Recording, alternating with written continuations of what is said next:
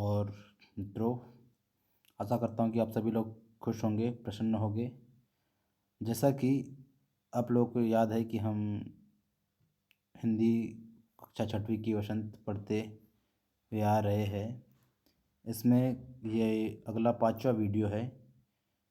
शुरू करते हैं। रानी कालपी आई कर 100 मील निरंतर पार, घोड़ा थक कर गिरा भूमि पर, गया स्वर्ग तत्काल सिधार। यमुना तट पर अंग्रेजों ने फिर खाई रानी से हार, विजयी रानी आगे चल दी, किया ग्वालियर पर अधिकार। अंग्रेजों के मित्र सिंधिया ने छोड़ी राजधानी थी, बूंदेलो हर बोलो के मुंह हमने सुनी कहानी थी, खूब लड़ी मर्दानी वह तो झांसी वाली रानी थी। शब्दों के अर्थ देखते हैं। रानी, बड़ी मतलब आगे बढ़ना। कालपी एक स्थान भी है, और काल को पीती हुई, काल मृत्यु का रूप धारण करती हुई, कालपी से विजय प्राप्ति करके, स्थान से विजय प्राप्त करके आगे बढ़ गई थी। 100 मील, मील माने होता है नापने की, योजन की इकाई, किलोमीटर, मील। रानी कालपी से विजय प्राप्त करके 100 मील प्राप्त कर चुकी थी।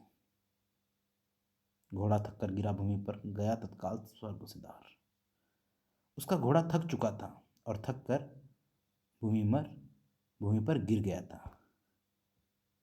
भूमि पर गिरते ही तत्काल स्वर्ग सिधार गया था, मतलब उसकी मृत्यु हो चुकी थी। आगे है। समुद्र तट पर अंग्रेजों ने फिर खाई रानी से हार। फिर एक बार समुद्र तट पर युद्ध हुआ, अंग्रेजों ने फिर रानी से हार खाई, रानी आगे बढ़ती गई, विजय रानी आगे चल दी, किया ग्वालियर पर अधिकार। आगे जाकर रानी ने ग्वालियर पर भी अपना अधिकार कर दिया। रानी निरंतर विजय होती चली गई।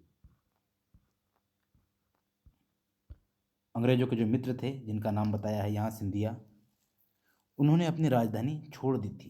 किसके डर से? झांसी की रानी लक्ष्मीबाई के डर से।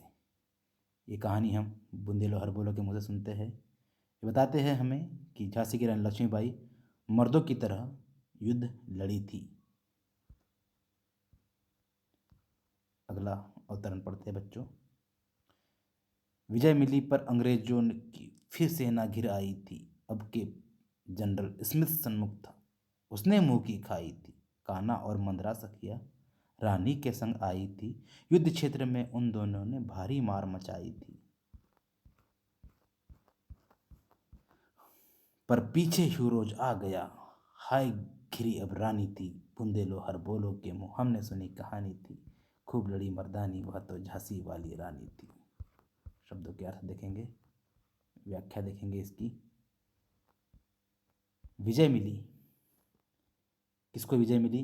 झांसी की रानी लक्ष्मीबाई को निरंतर विजय मिल रही थी, निरंतर जीत रही थी। जीतने के दरमियान अंग्रेजों ने फिर से उसे घेर लिया था, पर अंग्रेजों की फिर सेना घिर आई थी।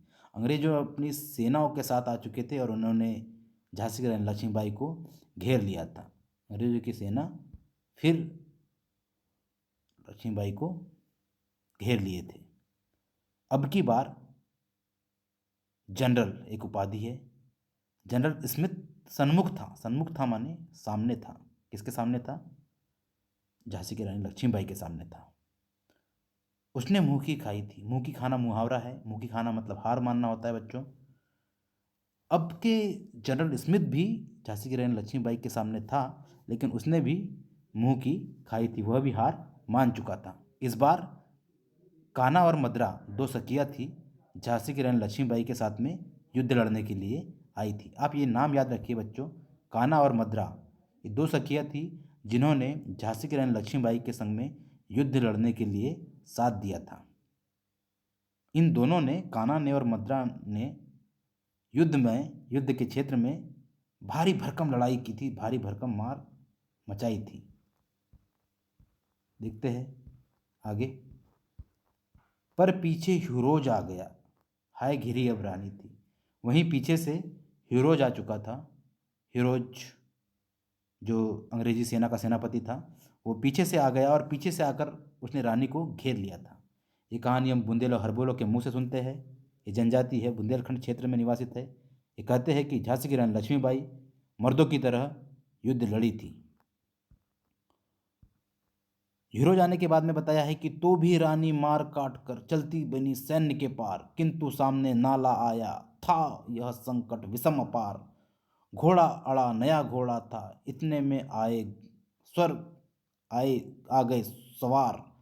रानी एक शत्रु बहु तेरे, होने लगे वार पर वार।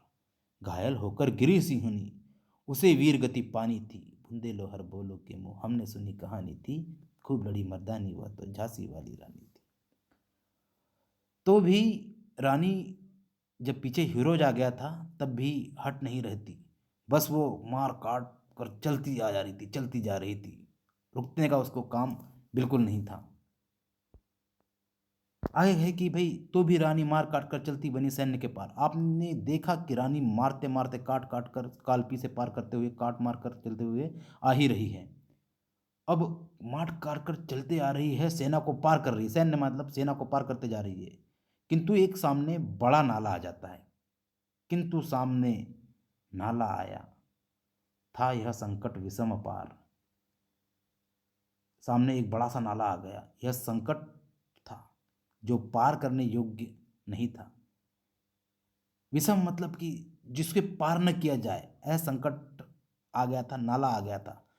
नाला बड़ा था और उसका घोड़ा अड़ गया था। किसका घोड़ा अड़ गया था?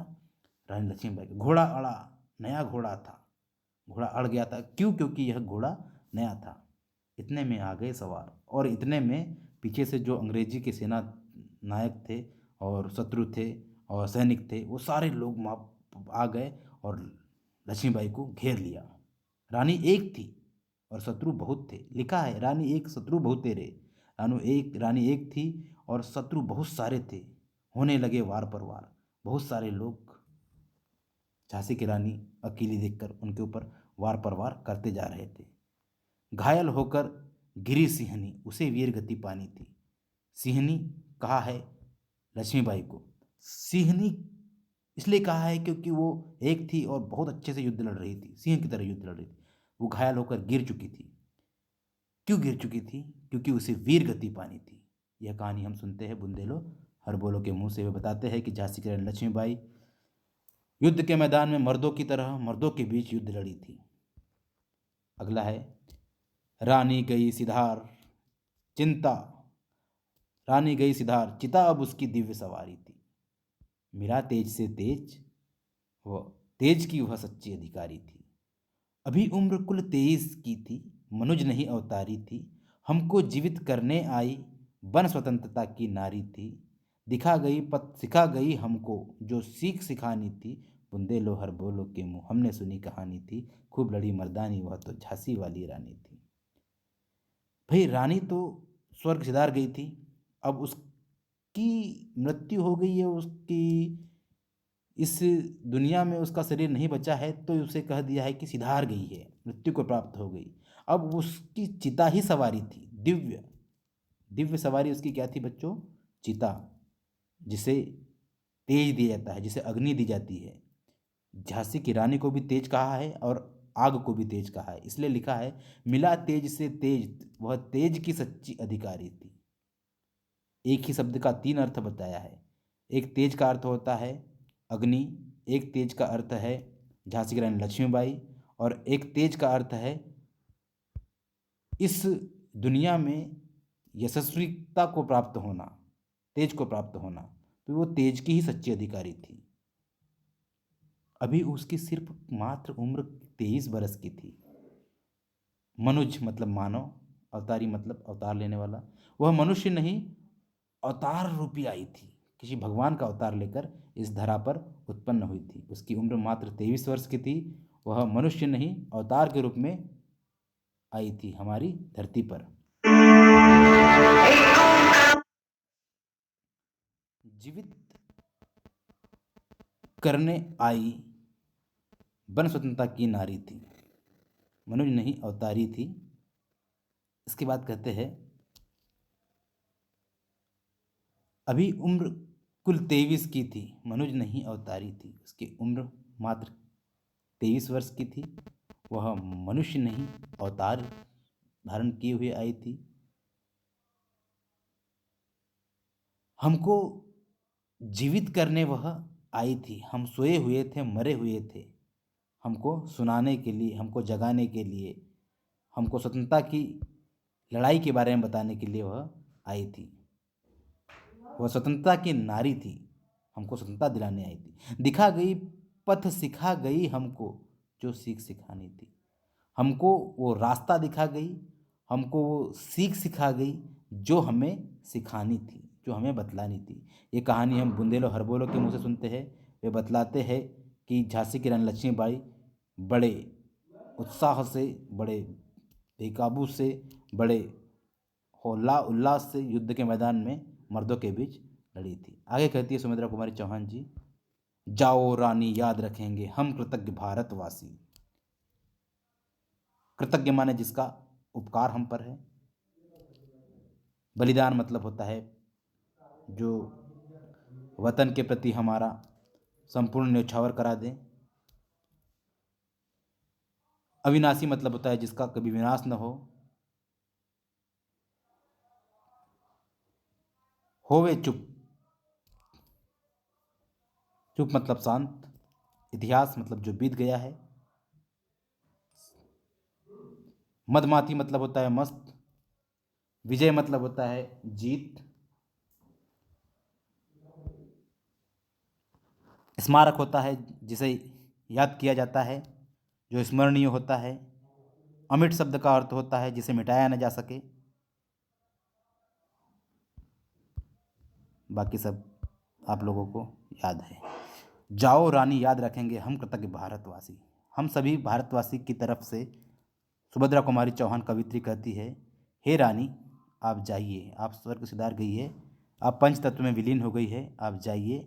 हम कृतज्ञ है, हम हमेशा आपके उपकारी रहेंगे। हम भारतवासियों पर आपका सदैव एहसान रहेगा। यह तेरा बलिदान जगावेगा स्वतंत्रता अविनाशी। ये तेरा जो बलिदान है रानी की, झांसी की रानी लक्ष्मीबाई, ये तुम्हारा जो बलिदान है, ये सारे लोगों के बीच एक याद के तौर पर रहेगा।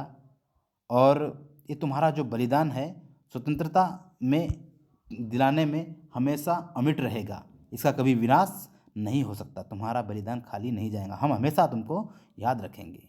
होवे चुप इतिहास, चाहे इतिहास चुप हो जाए, लगे चाहे सच्चाई को फांसी, चाहे सच्चाई को फांसी लग जाए, हो मदमाती विजय मिटा दे गोलों से चाहे झांसी। चाहे किसी की मदमस्त विजय हो, बहुत अच्छी जीत हो, चाहे कोई गोलों से दाग कर झांसी को मिटा दे, लेकिन तुम ही खुद में अपना स्मारक चिन्ह होगी। मतलब तुम ही खुद में एक यादगार रहोगी। तुम्हारा यादगार चिन्ह खुद तुम ही हो। तुम खुद अमिट निशानी, तुम स्वयं में एक अमिट निशानी हो जिसे कभी मिटाया नहीं जा सकता। बुंदेलो हर बोलो के मुँह, हमने सुनी कहानी थी, खूब लड़ी मर्दानी, वह तो झांसी वाली रानी थी। ये कहानी हम बुंदेलो हर बोलो के मुख से सुनते हैं। वे बतलाते हैं कि झांसी की रानी लक्ष्मीबाई बड़े साहस से मर्दों के बीच अपनी लड़ाई लड़ रही थी और उन्होंने स्वतंत्रता में अहम योगदान दिया था। सुभद्रा कुमारी चौहान मुकुल से। ऐसे ही बच्चों, हमारी ये कविता यहाँ समाप्त होती है। उम्मीद रखता हूँ कि मेरे द्वारा पढ़ाए इस कक्षा 6वीं की कविता में आप सभी लोगों को अच्छे समझ में आया होगा। मिलते हैं अगली क्लास में अगले वीडियो के साथ। जब तक के लिए आप सबसे विदाई लेने का समय आ चुका है। नमस्कार, ध्यान रखिए।